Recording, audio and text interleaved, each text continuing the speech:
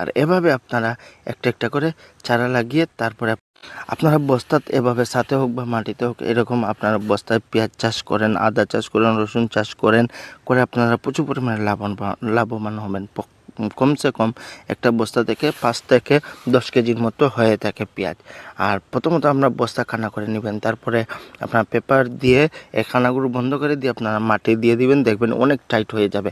আর এই যে মাঝখানে বোতল দেওয়া হয়েছে সেই বোতলটা প্রথম থেকেই 5টা 6টা করে সাইডে দিয়ে কান্না করে রেখে দেওয়া হয়েছে, যাতে আপনারা পানিগুলো দিতে পারেন এই বোতলে। আর এভাবে আপনারা একটা একটা করে চারা লাগিয়ে তারপরে আপনার পানি দিয়ে দিবেন, দেখবেন আপনাদের সম্পূর্ণ হয়ে গেছে।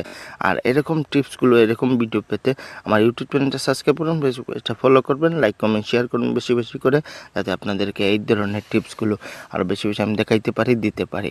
দেখেন সম্পূর্ণ লাগানো হয়ে গেছে, তারপরে আমি পানি দিয়ে দিব। এরকম আপনারাও আপনাদের বাসা বাড়িতে ছাদে হোক বা মাটিতে হোক এরকম বস্তায় পেঁয়াজ চাষ করে আপনারা লাভবান হতে পারবেন।